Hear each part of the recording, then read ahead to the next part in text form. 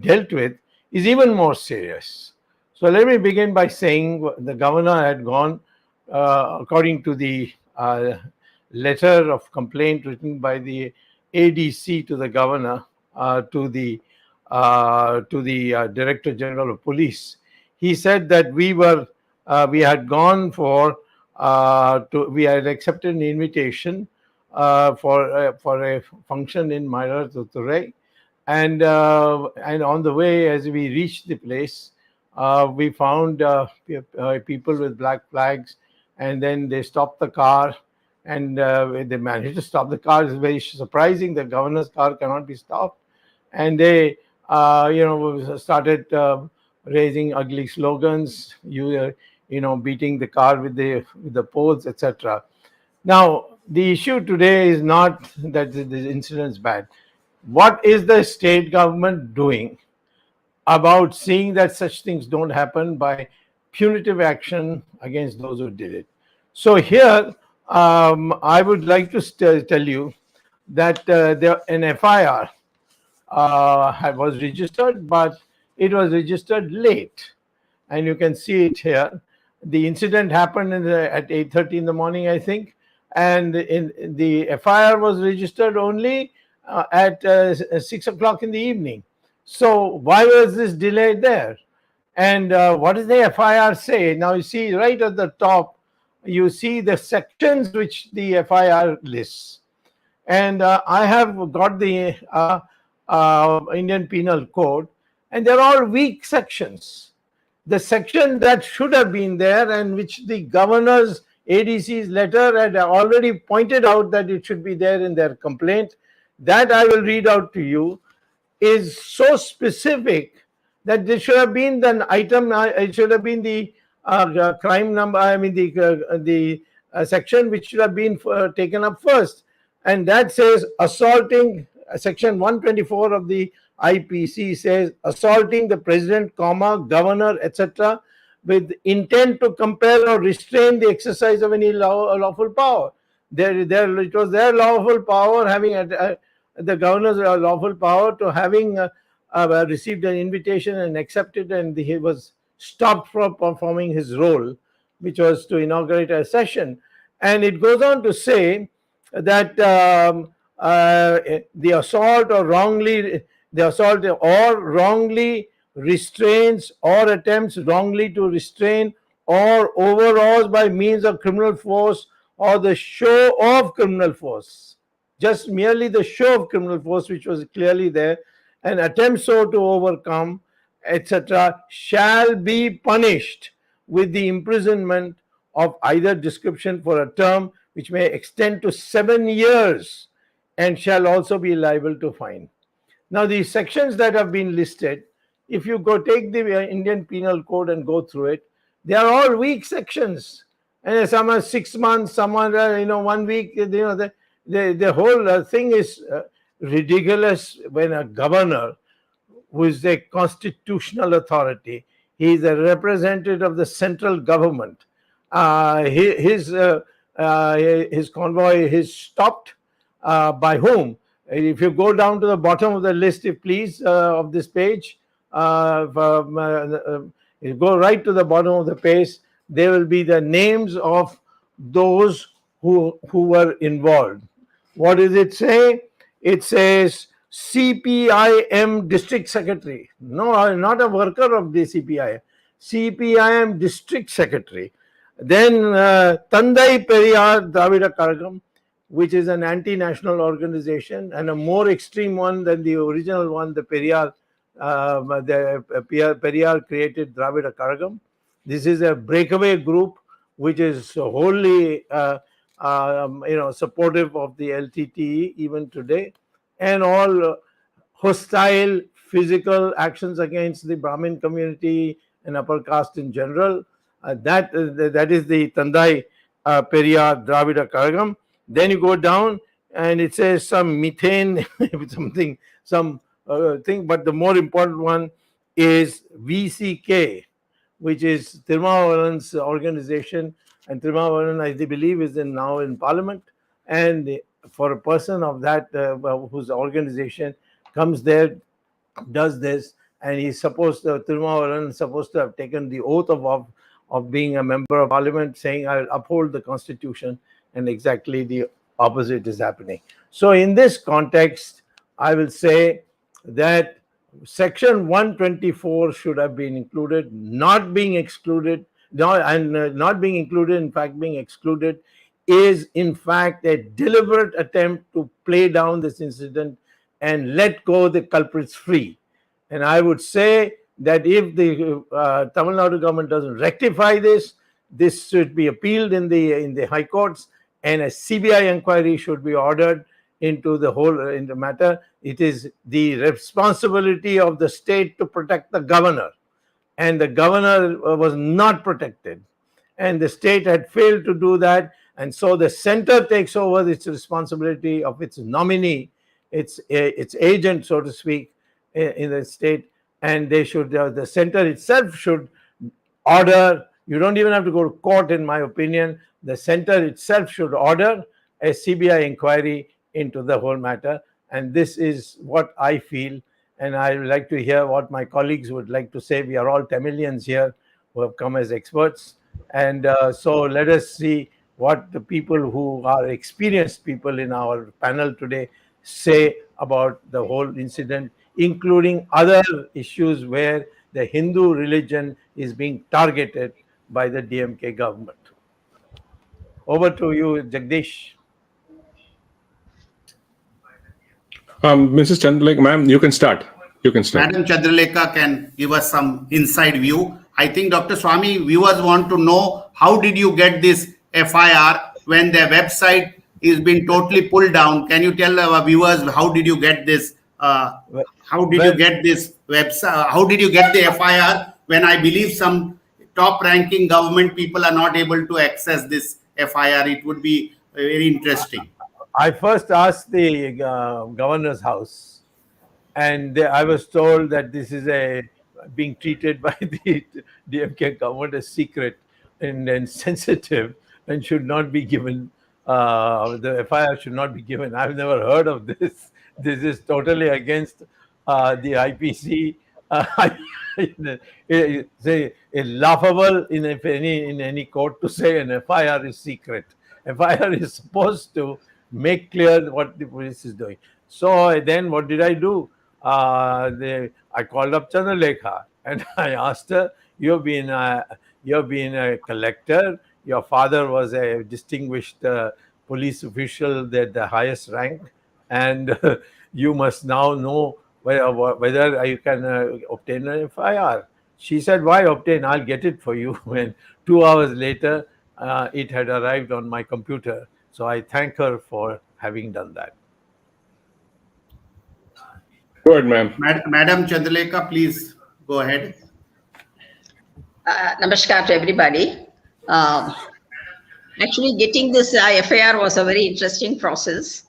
When I sent someone to the police station, one of our VHS district secretaries, Ashok Kumar, the police got very frightened and they told him, why do you want to put us into trouble? So we can't give it to you. And they said, we have already sent it to the court. Actually, they had not sent it to the court because Ashok Kumar asked for it. Only after that, even the papers were submitted to the court. So Ashok Kumar went to the court, and from the court we obtained this FIR. So, go ahead. All this attack on the governor, and earlier when the governor had invited, he was holding a party to celebrate the Tamil New Year's Day. The entire cabinet didn't attend the party thrown by the governor, and which is not a done thing at all. Whatever may be their grievances against the governor, they should have respected that office. They didn't do it. And then comes this incident of attack on the governor. Now, why they are doing this is because the DMK government wants to deflect or divert attention from their massive failure in implementation of the various unimplementable promises which are given to the people at the time of the elections. Their manifesto gave so many assurances, but none of them have been fulfilled till date. So naturally, the people are very upset about this. Therefore, they don't want people to talk about it. So they have deflected it through these means. They are doing it. Now, what are the many promises? First, they said, for every woman, we will give 1,000 rupees a month. So far, nothing has been done. Then they said, when the previous government, the DMK government, for Pongal, they gave 2,000 rupees per card. So Mr. Stalin said, 2,000 rupees is too little money. When we come to power, we'll give 5,000 rupees. But this Pongal, January, no 5,000, even 2,000 people didn't get, leave alone 5,000 rupees. Then they said that women can travel free on all the state government run buses. So women were very happy. But now what has happened is, if 20 buses are running, only in one bus, these women can get in. And that is not specifically for women. Anybody can get in. Men also can get in, but only, okay, the women don't have to pay the fare. That's all. So that is also a bogus promise, which had not been, the true sense, it had not been implemented. Then they said in the manifesto that whatever jewel loans had been given to the farmers, all of them will be wiped out. The people don't have to pay off those loans. They will be written off. Now what they have done is, this jewel loan, only up to 5 acres of land will be given. Those who have taken 6 acres of land, who have taken a jewel loan, for them this will not apply. Then now there is a huge power cut, and the government doesn't have the money because they are not able to get the coal. Coal is available which is waiting for them at the Paradip port, but they are not able to bring it because there is a massive coal shortage. And people are experiencing about 78 hours of power cut continuously every day, particularly in the night. Now, why this attack on the governor is, about 12 bills have been sent to the governor for his assent. NEET and so many other things. But actually, though they have been talking about NEET is not the real problem, because in NEET, actually, because of NEET now, the children who are studying in government schools have been able to get seats in the medical colleges and able to pay very little fees. The government fixed fees they are able to pay because of the 7.5% reservation that was given to the children coming through the government schools by the previous government. One of the main bills which the DMK wants is regarding the cooperative societies election. Now, the cooperative societies elections to cooperative societies means loan, so many things a cooperative society can do, the milk societies and so many other societies. So it gives a lot of power in the hands of the office bearers of the cooperative society. These elections were held in 2018, and those who have been elected have a 5-year term. Now, DMK, one of the bill is that they want to bring down the duration of the 3 years, that the period they want to cut it down from 5 to 3, so that they can hold elections, and by rigging they can bring in their own people into positions of power, because actually DMK had not been in power for a long time, for the last 10 years, and previously when MGR was alive also they couldn't come to power at all. And Jayalalitha's power period also for 10 years, the DMK was in power. So naturally, the cadres are very upset and they want to be in some position so they can make money. Why only the family should make money? We should also make money. So they wanted these cooperative elections. So that also governor is holding up. And governor has asked certain questions on all these 12 bills for which the government is not ready to give an answer. So this is the main problem they have. These are the main issues. And regarding the anti-Hindu activity, recently in a government school, many government schools in Kanyakumari district, the teachers are telling the children, Bible is very good, Gita is very bad. You should all read Bible. You should become Christians. If you read Bible and become a Christian, you can get very good marks. But if you pray to Hindu gods, you will all fail. This is being done by all the government teachers. They are in government schools. And after this was brought to notice, of course, Stalin gave a wishy-washy reply saying, okay, we will take an action. But without the encouragement of the government, this wouldn't have happened. So also, Ayodhya Mandapam is not a temple. Ayodhya Mandapam is a kind of a prayer hall where people congregate, they have pravachanams, they have spiritual discourses, and mainly for the Brahmin community, after the last rites, I mean, after 13, 14 days, you have to do various rituals and all that. So these are all conducted there. And the government took over. And many other temples who are run by a particular caste, they are all being targeted. They have been given notice because the government wants to take over so that their own people can be put as EOs and other things can happen and they can loot those institutions. So these are the various things that are happening. Generally, law and order is always a problem when DMK comes to power. In fact, during this governor's attack, even the chief minister had the audacity to say, why did this happen during the ADMK regime? Wasn't Chenna Reddy heckled and wasn't acid thrown on Chandralekha? But acid was thrown on Chandralekha. They made it an issue. And in the constituency in which I contested, Karnanidhi didn't even have the magnanimity to leave the seat to me. And putting my poster, acid scarred face, he was asking for vote. Chandralekha has been attacked, so vote for DMK. When Chandralekha was standing as a candidate in the same constituency as a Janata Party candidate. So this is the level of hypocrisy. So even assuming that Jayalalitha did it doesn't mean that doesn't make but she made a mistake, so I can also commit insult a governor. That's not a right answer. So it's high time some government of India takes certain action against these people because a lot of anti-India, anti-national activities are taking place. Even all these ministers and others are calling India not. Dr. Swamy was saying India is a unitary state with a few federal this thing. No, but these guys are saying the India is not a federation, not a unitary state, but it's a confederation. Undriya means confederation. So they should remember once upon a time when talking about India, Tamil Nadu should become a separate state. What happened to Annadurai and Hanu was threatened by the then government. So it's high time that this government is put in place. These are my opening remarks. Thank you. Thank you for the opportunity given. Dr. M.R. Venkatesh. Yeah.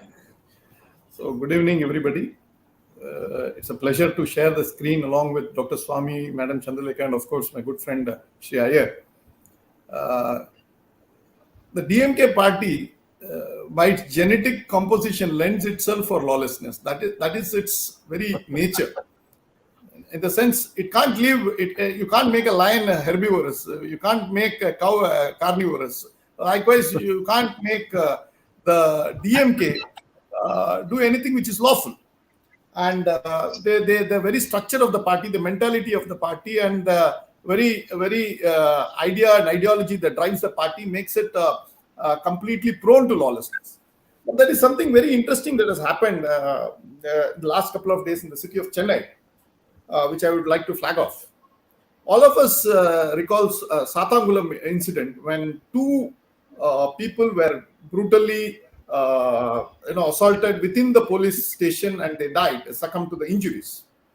Likewise, an incident has happened in Chennai a couple of days back. Unfortunately, this has happened at a time when DMK is in power. And last time when it happened when the ADMK was in power, and the media, and rightly so, all of us rightly outraged, the media outraged, everybody outraged. But this time around, there's almost hardly any coverage in any newspapers or even local channels. Everybody has been trying to hush it up for reasons best known to them. Even political parties, I'm told that the guy who has been assaulted and killed within the police station is a Dalit. And the 𝗣𝚂𝘀𝗃 is remarkably silent about it. The Communist Party, which is supposed to champion human rights, is silent about it. So this is about the state of law and order in the city, much less in the rural areas. But what happened to the governor in a state where the governor feels unsafe? You can just think of what will happen to the illiterates and the poor and those who don't have any voice. Chandralekha ji flagged off a series of issues which the DMK feels is pending before the governor. And a couple of days back, I was in the High Court. And one of the main issues that was being argued before the first bench was that Nalini's vidudalai, or probably they are asking for Nalini and Peralagan's Perarivalan's shall I say parole, or probably even see that the entire sentence is commuted and she's let out. That was the argument being put in, and one of the stumbling block is the governor, according to the arguments made before the first bench. But I have a larger question here. See, after the Bombay judgment, virtually Article 356 has become an ornamental piece in the Constitution. It has lost its sting and zest. It was overused, abused, misused, but now it has become a relic. It has become a relic of the 80s and 90s. It's no longer having that potency that it should have. And the governor being the agent of the central government, the central government cannot be also looking at it supinely indifferent and just count the stars. I think there is a duty cast on the central government, and they must ensure that the governor's physical safety is ensured and the dignity of the office is protected. And for which probably the central government, Dehors, what I'm talking about, probably maybe having a contextual reference to what is currently happening in Tamil Nadu. But the central government must also think of ensuring to make Article 356 far more operationable than what it is today. Judgment of Supreme Court, Honorable Supreme Court in Bombay judgment has virtually made it impossible for any central government, provided only in certain extreme conditions, having majority in both houses of the parliament, then only you can start looking at 356. Why do I say this? Supposing I throw a stone at, say, Sree Iyer's car, that is breakdown of law. But if the police refuses to file an FIR against me for throwing a stone at Mr. Iyer's car, that is breakdown of law and order. Now in Tamil Nadu, we are used to breakdown of law. That is acceptable, that is understandable, if not acceptable. But what is happening when the governor of the state, against whom there is a specific provision, as Dr. Swamy rightly pointed out, section 124 of IPC, the police now has registered a series of IPC crimes, much of which I was just referring to the book as Dr. Swamy was speaking. All of these are maximum punishable for 6 months, 1 month, probably bailable within the police station under section 436 of the CRPC. Is all station bail ones. Not the one which will attract cognizable offences, not the one which is serious, not the one which will actually threaten the people with the process of law. This is all basically using, chastising people and saying, chalo, chalo, chalo. But the same police which can show so much of aggression on a poor Dalit guy and kill him in the city of Chennai, and is refusing to even cognize these serious offences against the governor, the first citizen of the state. So you can see the contrast that is coming out. You can see the entire breakdown of law and order machinery in the state. And as Chandralekha ji rightly pointed out, the promises of Stalin, I think the eternal credit of Stalin and DMK, they become unpopular within weeks of being elected. That is their the ability to become unpopular within such a short time is unmatched anywhere in India. So they have broken their promises. They have now the state in the staring at some sort of a fiscal emergency. Freebies have been promised. They have not been able to deliver. So the only place they can loot and actually run some sort of administration is the temples. Even the temple trustee appointment is running into rough weather. The High Court of Madras is frowning on the manner in which the trustees are being appointed, and they are also looking at it. The first bench is also looking at one more matter pertaining to the Archakas, and whether Archakas can, any caste, any community, anybody can come in. And Sheshamal judgment is very clear that there are only 28 Agamas, of which 26 belong to the Shaivites and 22 belong to the Vaishnavites. So there are 28 Agamas. Now they are writing their own Agamas. Karnanidhi Agama, Stalin Agama, and there is Kanimudi Agama. So everybody is writing their own Agama, and people are claiming to have passed in that Agama and trying to come in. So hopefully the High Court will put an end to. But last but not the least, I was hoping Chandralekha ji will touch upon this. Like all Hindu families, traditional Hindu families, there is huge amount of division within the family, and it is Hindu divided family now. There is a power center with the sister, there is a power center with Stalin, there is a power center with the son, there is a power center with the son-in-law. So many power centers, each one pulling the other. And the police tell me that whatever little contact I have, that though the chief minister wants some sort of law and order, that the enormous pulls and pressures by the family. Previously, it was Karunanidhi who alone used to exercise power, whereas now it is multiple power centers that are tearing apart the police's morale. So there what we are witnessing is a complete breakdown of law and order at a very, very significant level. It is not just that some custodial death or some custodial beings there. It is the governor of the state who has been targeted, and so the central government must also step in.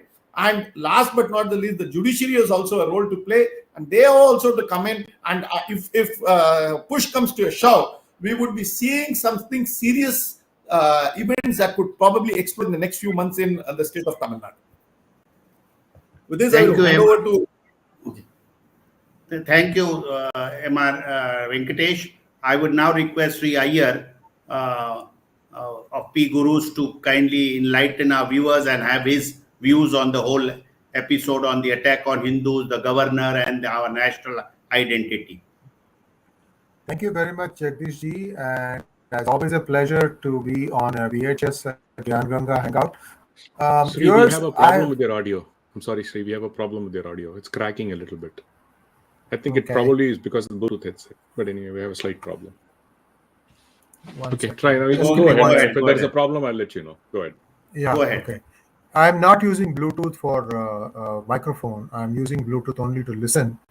I hope it gets on. Now it's fine. Okay, I'm sitting closer. Good. So I have been reporting on PGurus several instances of Hindu temples being destroyed, and these things run the entire gamut. And I'm very, very concerned that this government has total disregard for Sanatana Dharma and Sanatanis.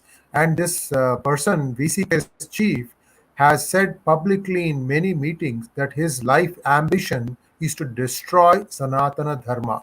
Now, if any one of us, including Dr. Swamy, says even something like anything remotely resembling questioning the assumptions or the existence of other religions in India, you know what's going to happen. And whereas this fellow still roams free. That is my first concern. The second concern I have is, how can the chief minister allow alternate centers of power? I mean, that shows something beyond my comprehension. Then why is he the chief minister? Why don't you take rotation? At least the people know, okay, this week, Mr. Subramanian is the chief minister. So all these XYZ issues will be in the front burner. The others will go to the back burner. At least our expectations are set right. And more importantly, I'm going to put a question for Dr. Swamy by saying something or observing something in this particular governor attack. Dr. Swamy, in the governor attack, the news that came the next day was the police as well as the party, DMK, said that nobody from DMK was involved in this. Nobody was involved in this. Second thing is, they said the people were merely showing black flags, except in vernacular, in Dinamalar. I have the clipping that I'll be happy to share with the viewers. It's already there in one of my hangouts. I show that. The vernacular clearly said that stones were thrown and that the police had arrested members of these three parties. Dr. Swamy, to the best of my knowledge, at least two of these parties contested the recent elections as under the DMK symbol. Yeah, right. Sir, my question to you is, you are using DMK symbol for a 𝗣𝚂𝘀𝗀𝘀 candidate. Why? Because you want the 𝗣𝚂𝘀𝘀 candidate to be treated like a DMK candidate. So how can the DMK now say that we are not complicit? the common man looked at the DMK 𝗣𝘂𝘀𝘀𝘀𝘀 Chinnam and placed the vote. Sir, I would like you to explain to the viewers, is there a problem because of this? Is DMK as complicit as the 𝗣𝗂𝘀𝘀𝘀𝘁? Well, see, first of all, let me tell you, once you're elected, it doesn't matter whether DMK is involved or not involved. If law and order breaks down, whoever may be responsible, you as a government are responsible to put it right. So where is the question that DMK is not involved? Of course, you have also exploded it from a different angle. You're saying that these are DMK partners, and the CPM is in fact quite a de facto they're close buddies. So therefore, to say that, and in these matters, the Chief Minister's office would get immediate wireless indication that this is going to happen, that people have assembled together and they are waiting for the car to come and so on. And what was the Chief Minister doing? What was the Chief Secretary doing? What was the Home Minister, I think, is the same as the Chief Minister as always in Tamil Nadu, I don't know, but at least the Home Secretary is there. What was he doing? So I'm concerned with the fact that they are treating this as some kind of a situation where there is no constitution, there is no binding requirements, that everybody can stand up for himself, and if 𝗣𝗂𝘀𝘀𝘀 has done it, then you please prosecute 𝗣𝗂𝘀𝘀𝘀. We have nothing to do. It's your job as a police official to tell the authorities that these are people who have done and we are going to arrest them, and let the authorities say no. So I think overall we have to understand that the DMK is, as always, has never done what is called as governance. I have personally witnessed the kind of things that were done when we dismissed the Chandralekha government, dismissed the DMK government. The LTT people injured in their firings against when fighting the IPKF, the Indian soldiers, were given posh places in hospitals for getting their injuries rectified. I mean, they came to India illegally, and then Karunanidhi government put them in hospitals. And the same way, Mr. Karunanidhi used to hold briefing sessions for baby Subramanian and people like that, and tell them what the center has told them, and that they should take this care, that care, but this is what the center has told. So there was the whole concept of constitutionalism had broken down. So here too, we are seeing in a smaller way, we are seeing the constitution breakdown. So my question would be more like this: what is the BJP in Tamil Nadu doing about it? Number two, what is the center doing about it? I mean, they should have immediately reacted and called from the Chief Minister a report and saying, please tell us what you have done and what you have, where you are. The center's apathy to the flight of Tamilian Democrats is something so appalling that also needs to be highlighted.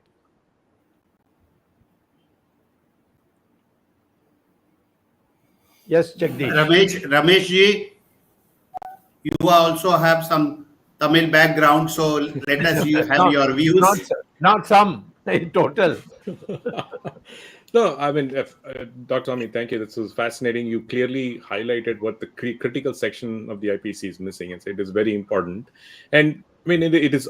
I don't understand how the Governor's Council is not. I mean, is keeping quiet about all of this. It's very surprising that it is not. They have not issued a press statement for matters. Why cannot they issue a press statement saying that we were attacked, we tried to do this, but it's not happening? So basically, people need to know. Otherwise, what's happening is they're saying the police has taken action. Just as the FIR that you were talking, Dr. Swamy, we try to look it up. But if we try to look up the FIR today, it is saying the record is not available. It's surprising that if you go put the FIR number and I put the police station, it says it picks up the FIR number correctly. It shows it is Mayiladurai, but it says record not available. How is it possible? I'll quickly try to show it to you, see if that is working. Anyway, Not available means it is disappeared to the court. No, they can hide. I know it. that. They are I know saying that. record not available. I don't know what this means. You You know, didn't upload it. or probably they could have just blocked this particular FIR. You know. Yeah, that's right. That's right. You know, then thankfully, Chandralekha was she was able to obtain it.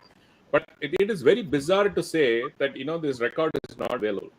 And for all you know, after the DMK, Ma'am Chandralekha or MRV can correct me if I'm wrong, the attack on Hindu temples has increased to a large extent after the new regime. I mean, I think what they are trying to do is, in my personal view, is they're trying to check how far can we push this. You know, how far are these Hindus going to take nonsense? We're going to continue to dismiss nonsense. Let's see how far they go.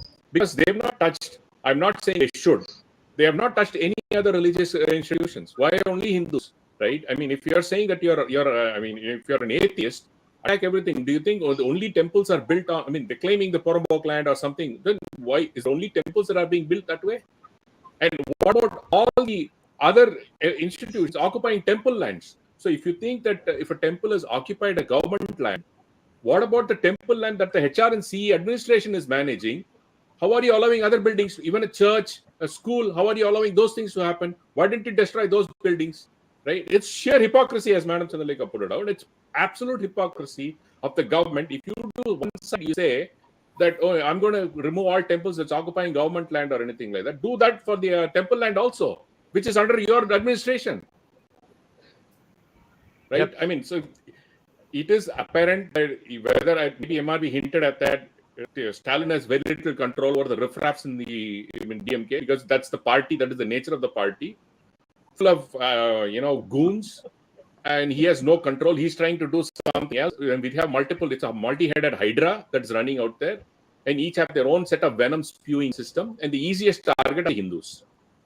DMK stands for Thillumullu Karagam. So it's. It is shameful, but unfortunately, the Hindus in Tamil Nadu have no backbone. And even if they attack Brahmins, seriously, they are hardly 2% of the population. Yes. Right? Why do you attack 2% of the population? Obviously, Brahmins don't have spines. They have no backbone. What they do is go by what they believe in. I'm not saying it in a negative way, but because they're an absolute majority, nobody supports them. Even their own kind. That a lot of incidents are there that their own kind don't support you, right? They immediately say, okay, my sect is different from your sect, or my agama is better than your agama. We fight within ourselves. There is no unity. Sadly, when you talk about Hindu unity, the first granular level among the Brahmin unity doesn't exist. That is very sad, and that is why we have been taken advantage, literally. Yeah. To support you is this Padma Sheshaji school, only I Absolutely. came. Nobody else came. Nobody, and we were targeted because it's supposed to be allegedly a Brahmin school. Dr. Swamy, when Periva was arrested, you were the only person that came out, but not even one organization came out and fought and saying this is nonsense. Okay, everywhere, everyone was afraid. Oh, what will Jayalalitha do? Yes. Even I was told that she will do this. And they are attacking, and even recently, I think yesterday, ma'am, and MRV, you can correct me, that in Vayalur Murugan Temple, was it Vayalur Murugan Temple? MRV? No. That Murugan Temple, somewhere the priests are being, a 1-year-old trained priest. It's Vayalur Temple. Murugan Temple, yes. It's Vayalur?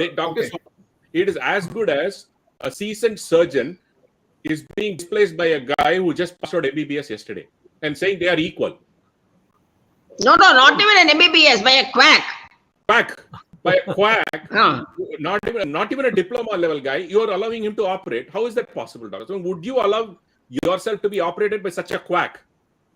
That's where it is easy, and they are trying to push the envelope so much. See how far the Hindus are ready to buckle. The moment we say no, we have to first unite and say no, then they will know the might. Because what they are very confident of is we are a bunch of goats or sheep, like what you said. We are Hindus, a bunch of sheep. One tiger is enough for 1,000 goats. That is the attitude that they have in their mindset today. You mean Tamil Nadu Hindus? It's Correct, not that Tamil Nadu big. Hindus. I'm just because the topic is Tamil Nadu. I'm just talking about Tamil Nadu Hindus in general. Yeah. Well, Jagdish, Okay, I think we have hit the. Arvind. Yeah,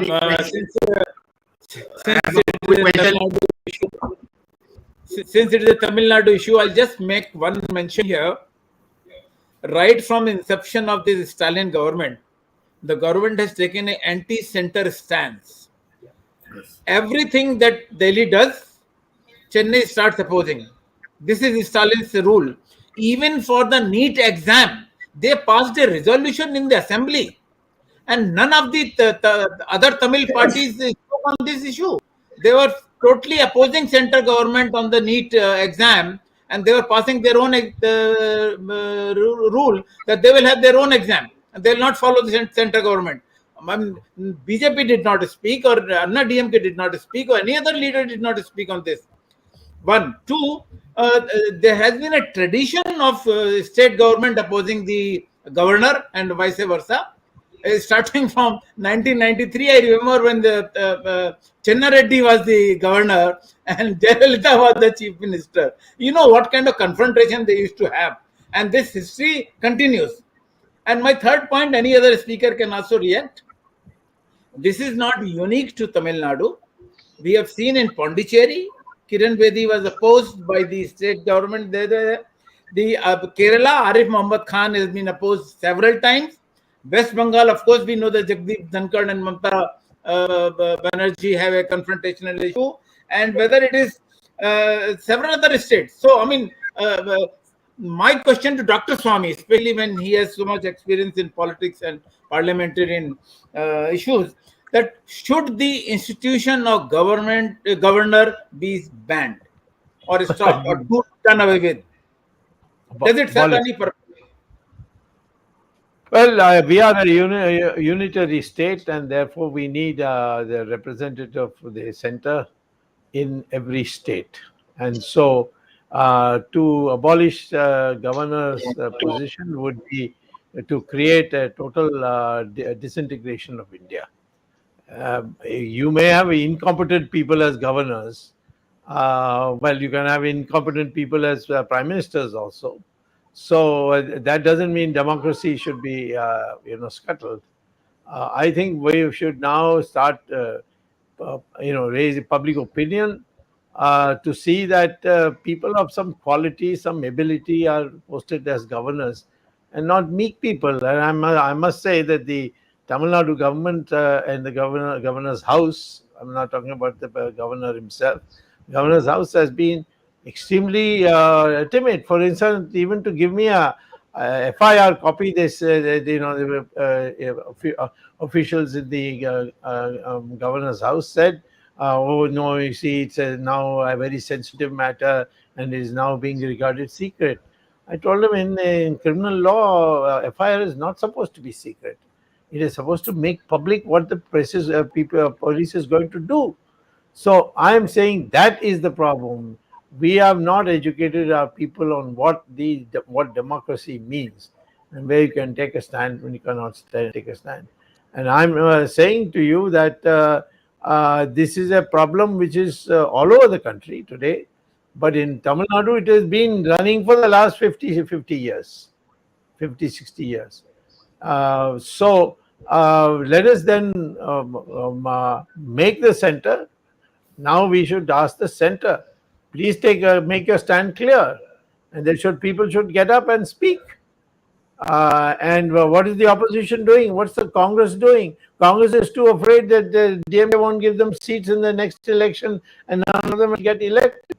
So this is the whole thing that has come down to. It's just a bizarre situation. We don't have a issue of law. We don't have an issue of constitution.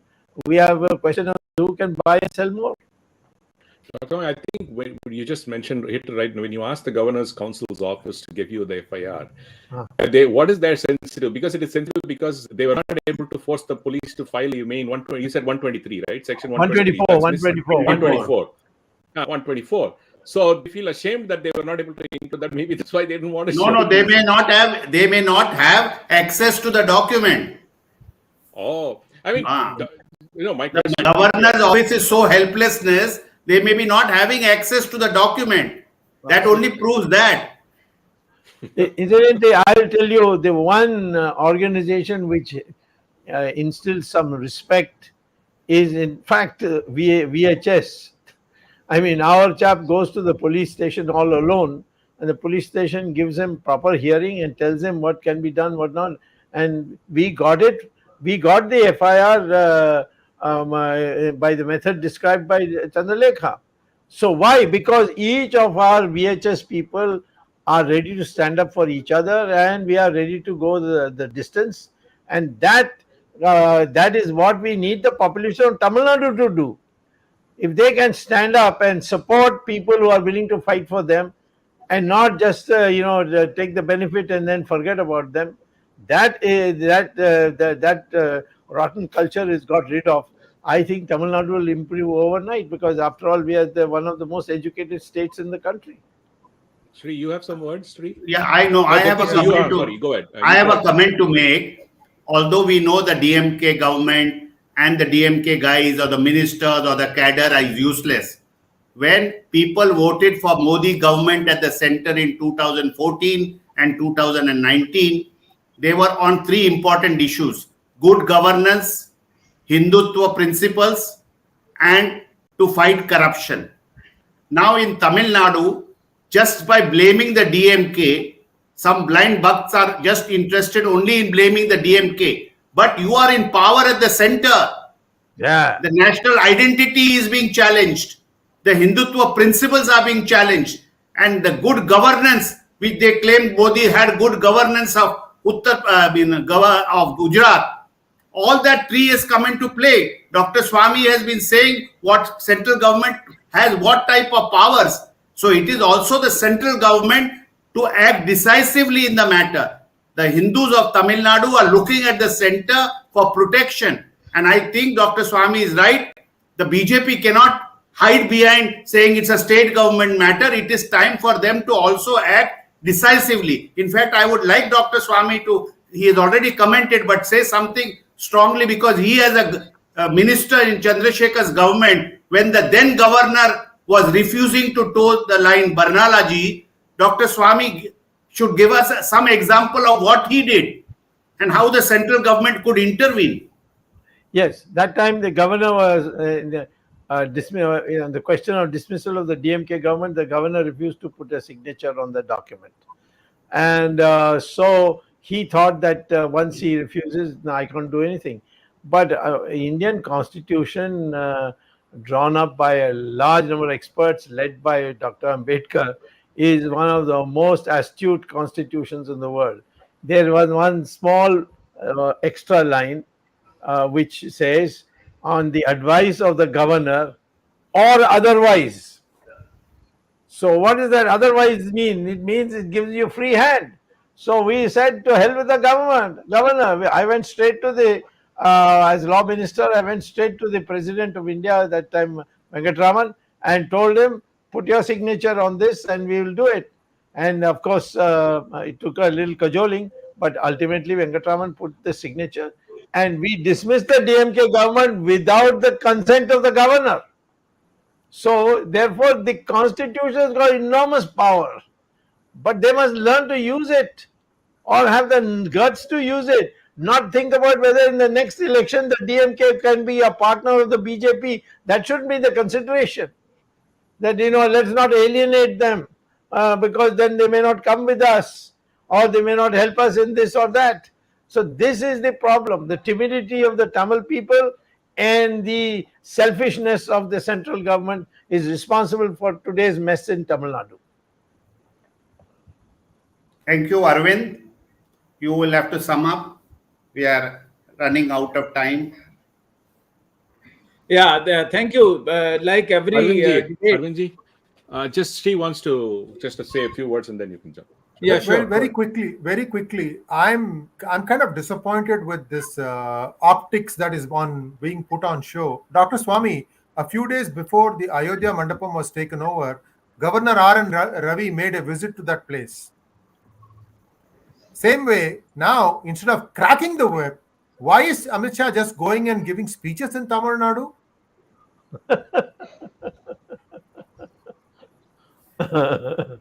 Yes. So what do you expect him to do?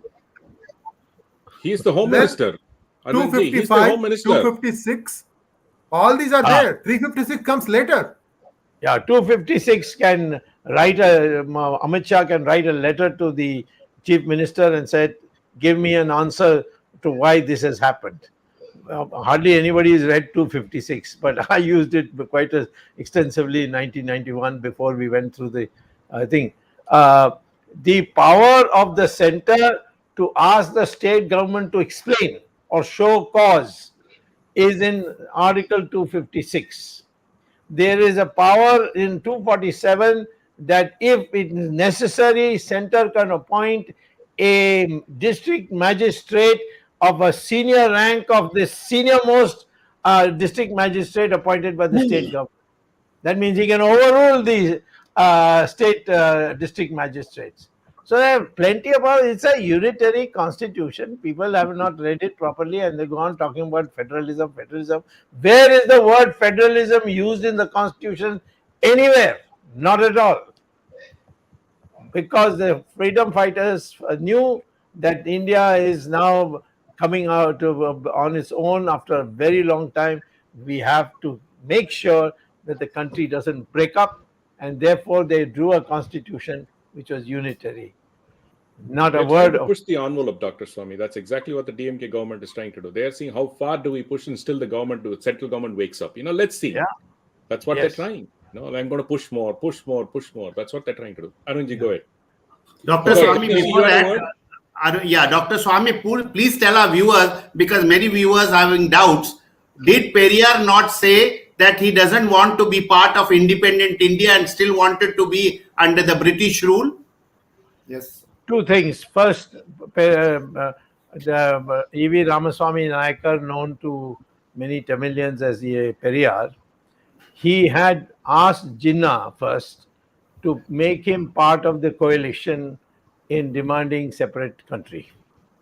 And Jinnah told him, go and do your own work. Don't try to, ride my back. I will not include you in our front.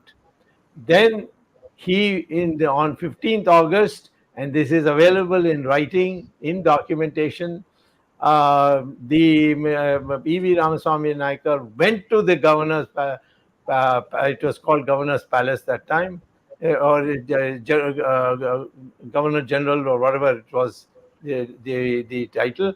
He went to the palace 15th August and said, let the British go from every other state, but not from Tamil Nadu, please. He pleaded that.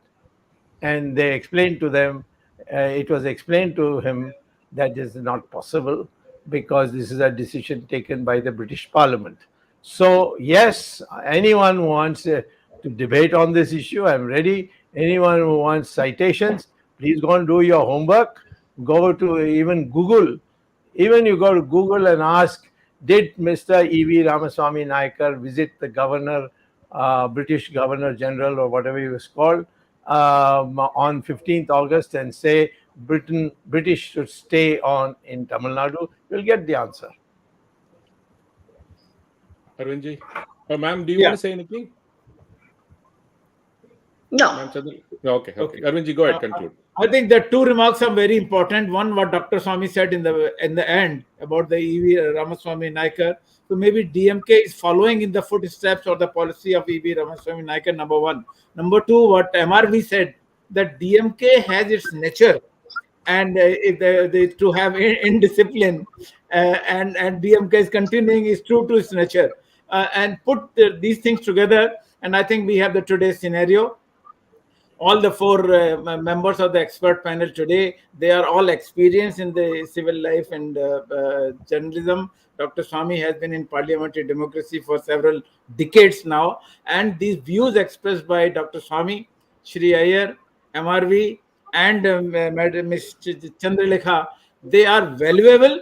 And I think the DMK government I hope some representative of DMK government is listening to this program or watching this program, and they should listen to the views expressed by the expert panel here, and they should learn something and learn how to govern. And this confrontation between the state government and the governor, though my question remains unanswered, maybe it is useful for us to debate some other time whether the office of the or institution of governor is required in India or not. Maybe in the light of the other examples of other states, maybe we discuss later. Thank you, Dr. Swamy. Thank you, Mr. Sree Iyer, Mr. Dr. M.R. Venkatesh, and Ms. V.S. Chandralekha. Thank you, Jagdish. Thank you, Ramesh Swamy, for being with us in this program. Thanks the technical team led by Ashish Shetty, Gadgi Rakesh, Ishwar Iyer, Swaminathan, Tejas, Vishal Mehta, and Ajesh Nair. We will be coming up with the next topic on next Sunday, 8 p.m. In the Word for Wisdom Gyan Ganga with Dr. Subramanian Swamy and the other members of the expert panel. Sunday, 8 p.m. Be with us. Till then, Namaskar, Jai Hind. Namaste, Dhanyavad. Vande Mataram. Namaste.